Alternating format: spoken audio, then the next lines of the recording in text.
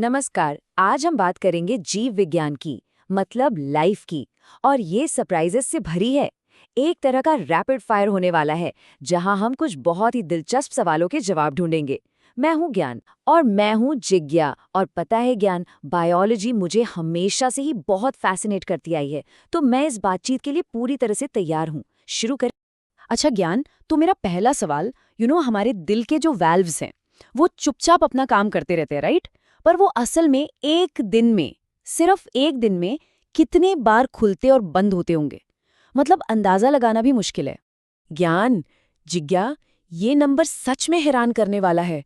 हमारे दिल के वाल्व्स हर दिन, आई रिपीट हर दिन, लगभग 1 लाख बार खुलते और बंद होते हैं। जरा सोचिए, हमारा शरीर बिना हमें पता चले कितना इनक्रेडिबल काम कर रहा है। तो इस अमेजिंग मशीन को समझने के लिए हमें बिल्कुल इसकी फाउंडेशन तक जाना होगा। तो चलिए जीवन की सबसे छोटी इकाई से शुरू करते हैं, कोशिका, यानी कि द सेल। हाँ, तो वो इकाई है कोशिका। इसे आप लाइफ का बिल्डिंग ब्लॉक समझ सकते हैं। हर जीवित चीज, चाहे वो एक छोटा सा पौधा हो या हम इंसान, इन्हीं सेल से बने हैं। ओके, तो अगर सेल सबसे छोटी इकाई है तो इसके अंदर ऐसा क्या होता है जो इसे इतना स्पेशल बनाता है? बहुत अच्छा सवाल है जी। क्या देखो, सेल के बिल्कुल सेंटर में होता है डीएनए। पूरा नाम है डीऑक्सी राइबो एसिड। इसे आप लाइफ का ब्लूप्रिंट कह सकते हैं, एक इंस्ट्रक्शन मैन्यूल जिसमें हमारे शरीर को बनाने और चलाने के सारे इंस्ट्रक्शंस लिखे होते हैं। और पता है, इस इंस्ट्रक्शन मैनुअल को समझने की कहानी भी बड़ी दिलचस्प है। सब कुछ शुरू हुआ 1869 में, जब फ्रेडरिक मिशर ने पहली बार डीएनए को आइडेंटिफाई किया। फिर आया टर्निंग पॉइंट 1953 में, जब वॉटसन और क्रिक ने इसका डबल हेलिक्स स्ट्रक्चर दुनिया के सामने रखा। गेम चेंजर था वो। और फिर 1990 में ह्यूमन जीनोम प्रोजेक्ट शुरू हुआ, इस पूरी किताब को शुरू से अंत तक पढ़ने के लिए। ओके, तो अब जरा सेल की माइक्रोस्कोपिक दुनिया से बाहर निकलते हैं और उस अमेजिंग मशीन को देखते हैं जिसे ये सारे सेल्स मिलके बनाते हैं, यानी द ह्यूमन बॉडी। अच्छा, शरीर में सबसे जरूरी चीजों में से एक है ब्लड, जो लाइफ को हर कोने तक पहुंचाता है। और इसकी साइंटिफिक स्टडी को हेमाटोलॉजी कहते हैं। ब्लड की बात हो रही है तो ब्लड ग्रुप्स के बारे में तो बात करनी ही पड़ेगी। कौन सा ग्रुप सबसे स्पेशल माना जाता है? बिल्कुल, और ये मेडिकल साइंस में बहुत क्रिटिकल है। देखो, हाँ। जो ब्लड ग्रुप ओ है उसे यूनिवर्सल डोनर कहते हैं। मतलब वो किसी को भी ब्लड डोनेट कर सकता है। और दूसरी तरफ है ए बी ग्रुप।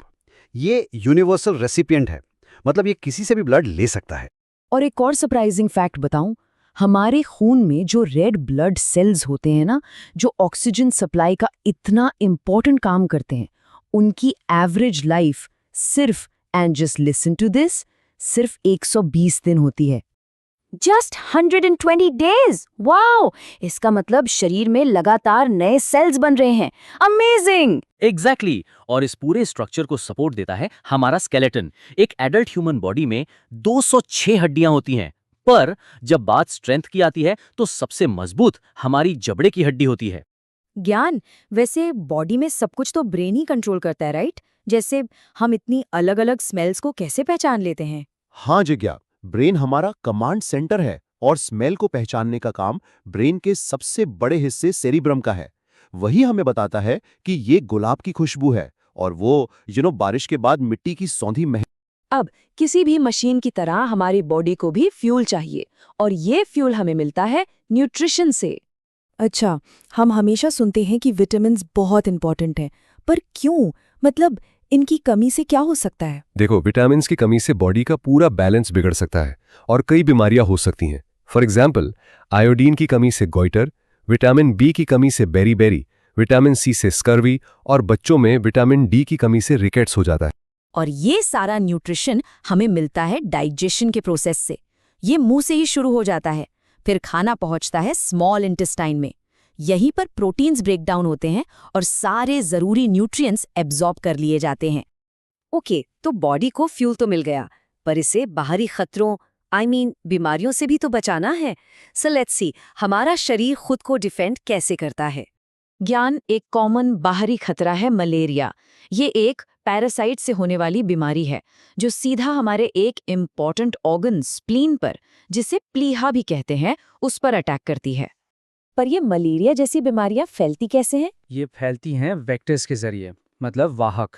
मलेरिया के केस में ये वेक्टर है फीमेल एनाफिलीज मॉस्किटो, और ये क्रिटिकल डिस्कवरी की थी सर रोनाल्ड रॉस ने। और इन बाहरी खतरों से लड़ने के लिए पता है हमारे शरीर के पास अपनी एक आर्मी है। ये हैं वाइट ब्लड सेल्स। जैसे ही कोई इन्फेक्शन बॉडी में एंटर करता है, ये आर्मी उससे लड़ने के लिए तैयार हो जाती है। वाओ, मतलब ह्यूमन बॉडी सच में एक किले की तरह है। बिल्कुल, लेकिन हमारा एग्जिस्टेंस प्लांट्स के बिना इम्पॉसिबल है। वो हमारे इकोसिस्टम की फाउंडेशन है और हमारी लाइफ से डायरेक्टली जुड़े हुए हैं।